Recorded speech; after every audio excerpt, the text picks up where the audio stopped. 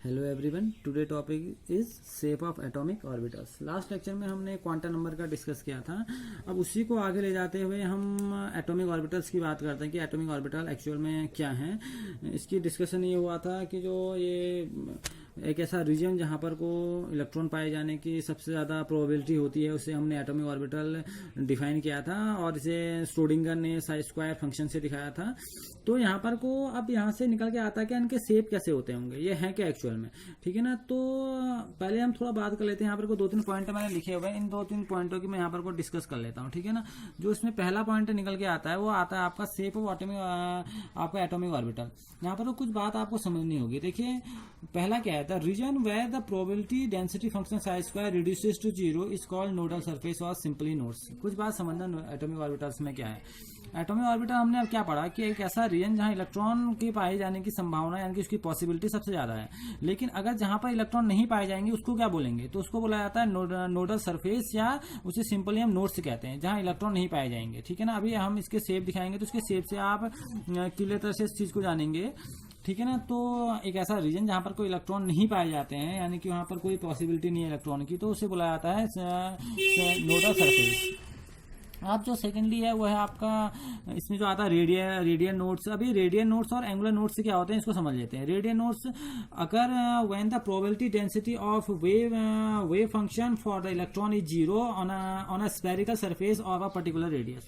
अब जो radial nodes कब अकर होते हैं, जब क्या होता है जो प्रोबेबिलिटी डेंसिटी होती है, यानी कि प्रोबेबिलिटी डेंसिटी फैक्टर को हम किसे दिखाते हैं, साई स्क्वायर से दिखाते हैं, ठीक है ना। उसे वेव फंक्शन से हम बताते हैं। तो जहां पर कोई स्फेरिकल सरफेस में जहां पर इलेक्ट्रॉनों की पॉसिबिलिटी क्या हो, 0 हो, इलेक्ट्रॉन पाए जाने की पॉसिबिलिटी 0 हो, तो स्फेरिकल सरफेस में जहां इलेक्ट्रॉनों की पाए जाने की संभावना की प्रोबेबिलिटी जहां पर कोई 0 हो तो उसे बोला जाता है रेडियल नोड्स, ठीक है ना। उस वहां पर को नंबर ऑफ नोड्स आपको क्या मिलेंगे, n - l - 1, ठीक है ना। वो नंबर ऑफ, अगर आपने वहां पर को नंबर ऑफ रेडियल नोड्स आपने डिफाइन करने या निकालने हैं तो आप इस फॉर्मूले से उसको निकाल सकते हैं। समझ में आ रहा है ना। स्फेरिकल की बात हो रहा है, स्फेरिकल सरफेस में जहां पर कोई इलेक्ट्रॉन पाए जाने की संभावनाएं क्या होती है, 0 होती है, पॉसिबिलिटी 0 होती है ऐसे पर्टिकुलर रीजन में, तो उसे बुलाया जाता है रेडियल नोड्स, ठीक है।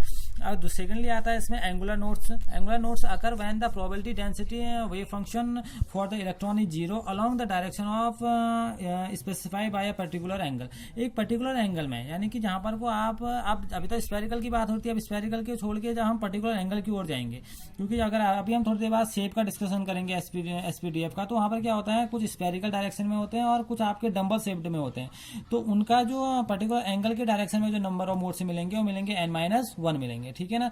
इस बात को समझना। आप यहाँ पर को बात आ रही है n, l, ये सब बातें, ये बातें आप कर चुके हैं। आपको याद होगा जब आपने principal quantum number, azimuthal quantum number, इनकी बातें की थी, तो आपको क्लियर होगा कि ये क्या बताते हैं। आप जानते हैं n हमारा सेल को बताता है, जो l होता है सब सेल को बताता है। अगर n हमारा k को बता रहा है, इसका मतलब है जो L है हमारा क्या बताएगा, वो आपके सबसेल यानी कि SPDF को बताएगा, ठीक है ना।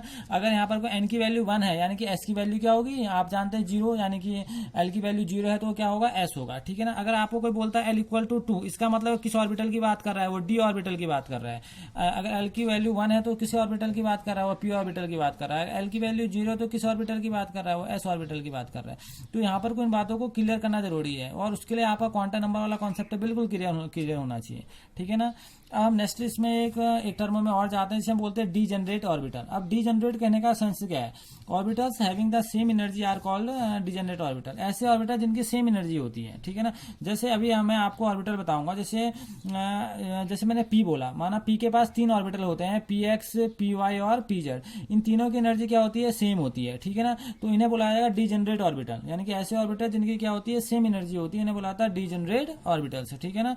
इन्हें ये एक्चुअल में हमको ग्राउंड स्टेट में ही मिलते हैं। उसके बाद जब एक्साइड स्टेट में जाते हैं फिर डीजेनरेट नहीं रहते हैं। तो orbitals having the same energy, ऐसे ऑर्बिटल जिनकी एनर्जी क्या होती है, सेम होती है, क्या कहलाते हैं, वो डीजेनरेट ऑर्बिटल कहलाते हैं। उसके बाद जब इन्हें एक्साइट किया जाता है तो फिर ये अपनी डीजेनरेसी लूज कर जाते हैं, खो देते हैं, ठीक। अब आता है हमारा जो टॉपिक है मेन, वो है इनका शेप ऑफ एसपीडीएफ ऑर्बिटल। पहले हम किसकी शेप की बात कर रहे हैं, एस ऑर्बिटल की शेप की बात कर रहे हैं। जो हमारा एस ऑर्बिटल होता है, ये यहाँ पर इलेक्ट्रॉन पाए जाने की संभावना हर डायरेक्शन में होती है, ये 3D होता है। जो हमारा एस ऑर्बिटल होता है इसकी डायरेक्शन होती है 3D। ये आपको एक्स में भी, वाई में भी, जेड में भी, ये किसी भी डायरेक्शन में इलेक्ट्रॉन पाए जाने की प्रोबेबिलिटी क्या होती है, मैक्सिमम होती है, किसी भी डायरेक्शन में पाया जा सकता है। और इसका शेप स्फेरिकल होता है। और ये अगर आप इसकी बात बोलेंगे तो ये कैसा है, कैसे शेप का होता है, 3D शेप का होता है, ठीक है ना। ये एस ऑर्बिटल है आपका, और एस में सिर्फ एक ही ऑर्बिटल आता है, ठीक है ना, जिसे हम आप देखते हैं एक ही ऑर्बिटल की यहाँ पर कोई बात होगी, ठीक है ना। तो ये एक ही ऑर्बिटल दिखाता है और 3 डायमेंशनली होता है। ये किसी भी डायरेक्शन में मिल सकता है आपको, या आपको एक्स, आप इसे ऐसे बोल सकते हैं एस, एक्स वाई जेड, ये किसी भी डायरेक्शन में हो सकता है। बात में है ना, ये आपका एस ऑर्बिटल। अब सेकेंडली हम बात करते हैं पी ऑर्बिटल की बात करते हैं। तो अगर आप पी देखेंगे तो यहाँ पर पी ऑर्बिटल 3 टाइप के हैं, 2px, 2py और 2pz, क्योंकि p के पास 3 ऑर्बिटल होते हैं और 3 अलग अलग डायरेक्शन में होते हैं। px, py और pz, ये 3 अलग अलग डायरेक्शन में पाए जाते हैं, ठीक है ना। अब 2p की बात किया गया, यानी कि सेकंड नंबर की बात किया है, क्योंकि L1 के लिए तो हो नहीं सकता ना, क्योंकि वहां पर को s क्या है, S0 हो जाता है। अब यहाँ पर को किससे बात करना पड़ेगा हमें, जब हम किसकी बात करेंगे, यहाँ पर L1 की बात करेंगे, यानी कि 2p की बात हो रही होगी, क्योंकि n बात समझना ना, 2p मतलब क्या है, ये 2p का मतलब क्या होता है, ये 2 का मतलब है n की वैल्यू 2 है, n की वैल्यू 2 है, तो l की वैल्यू क्या है, 1 है, और l की वैल्यू 1 के लिए ये किस डायरेक्शन में जाएगा, p डायरेक्शन में जाएगा। ये चीजें कॉन्सेप्ट हैं, इन कॉन्सेप्ट को बिल्कुल अपने दिमाग में क्लियर कर लो कि अगर ये 2 है, जैसे आप यहाँ पर को 2p लगा रहेगा या 3p लगा रहेगा या 4p लगा रहेगा, इसका मतलब है 2 का मतलब है प्रिंसिपल क्वांटम नंबर, यानी कि 2 मतलब क्या है, n की वैल्यू 2 है। अगर n की वैल्यू 2 है तो l की वैल्यू क्या होगी, 1। कैसे, n-1, l की वैल्यू कैसे डिफाइन करेंगे आप, n-1 से डिफाइन करेंगे।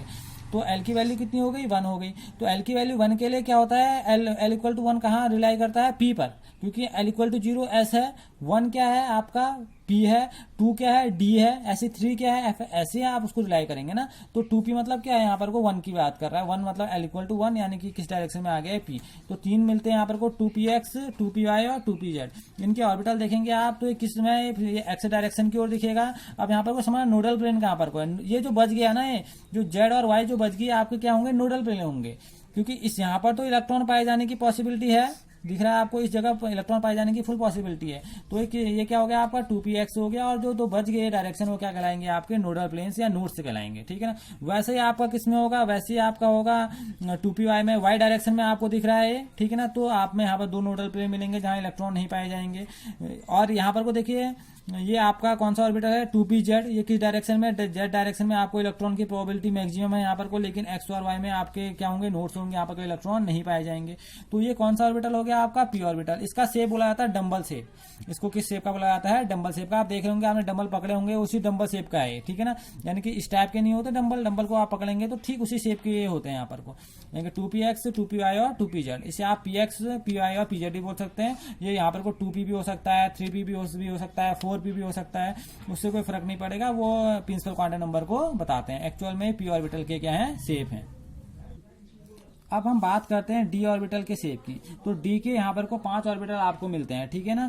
क्योंकि डी ऑर्बिटल में अगर आप बात करेंगे, डी ऑर्बिटल मतलब क्या, l equal to 2, l equal to 2 करने का मतलब किस डायरेक्शन में आएगा, ये आपका 2। अब 2 कब आएगा, समझ में आ रही ना बात को मैं क्या करना चाह रहा हूँ। 2 वाली बात है आपका जब आपका डी ऑर्बिटल की बात हो रही है यहाँ पर, यानी कि एजिमुथिल क्वांटम नंबर की वैल्यू क्या होगी, 2 होगी। तो ये 5 डायरेक्शन में आपको मिलेगा, dxy, dyz, dxz, dz square और dx square minus y square. इसका शेप होता है डबल डंबल टाइप का इसका क्या होता है, शेप होता है। यहाँ 2 डंबल आपको दिख रहे होंगे तो डबल डंबल शेप बोलेंगे आप इसको, ठीक है ना। तो डी ऑर्बिटल हमारा किस शेप का है, डी ऑर्बिटल हमारा डबल डंबल शेप का है, और इसमें आपको 5 ऑर्बिटल मिलेंगे, ठीक है ना। अगर आप 5 ऑर्बिटल की बात करेंगे तो यहाँ पर को 1, 2, 3, 4 और 5 ही मैं आपको याद बताऊंगा। ये ऑर्बिटल में आप सिंपल इस तरह से दिखा रहा हूँ। तो यहाँ पर को ये पहला क्या हो गया, dxy, ये dxy होगा तो इसमें जो 2 प्लेन बनेंगे आपके dyz और dxz, इसमें प्रोबेबिलिटी क्या होगी, इसमें क्या मिलेंगे आपको, नोड्स मिलेंगे, और dxy डायरेक्शन में आपको क्या मिलेंगे, इलेक्ट्रॉन। ये जो डायरेक्शन है ना बताती है, ये जो डायरेक्शन है बता रहा है कि यहाँ पर कोई इलेक्ट्रॉन पाए जाने की जो पॉसिबिलिटी है वो सबसे ज्यादा है, मैक्सिमम है। इसी को तो ऑर्बिटल बोला गया है, इसे बोला गया है dxy ऑर्बिटल, इसको बोला गया है ऐसी dyz ऑर्बिटल, ठीक है ना। यानी कि yz डायरेक्शन में आपको इलेक्ट्रॉन मिलेंगे, लेकिन dxy और dxz डायरेक्शन में आपको इलेक्ट्रॉन नहीं मिलेंगे। वैसे आपको dz स्क्वायर यानी कि इस प्लेन में आपको मिलेगा, लेकिन जो 2 प्लेन बचते हैं उस प्लेन में आपको इलेक्ट्रॉन नहीं मिलेंगे। ये पॉसिबिलिटी बताता है, ये जो भी आप देख रहे हैं पॉसिबिलिटी बता रहा है कि किस डायरेक्शन में आपको इलेक्ट्रॉन मिलेंगे, ठीक है ना। और जो आज जिस प्लेन में आपको इलेक्ट्रॉन नहीं मिल रहे आपको क्या कहलाएंगे, नोडल प्लेन कहलाएंगे, ठीक है ना। ऐसे इसमें 5 ऑर्बिटल होते हैं, dxy, dyz, dxz, dz square और dx minus x square minus y square, ठीक है ना। तो आज हमने क्या जाना, आज हमने जाना shape of atomic orbital SPD, ठीक है ना। एसपीडी ऑर्बिटल की हमने शेप की बात की। अब हम नेक्स्ट लेक्चर में बात करेंगे इसकी एनर्जी की। Okay, thank you.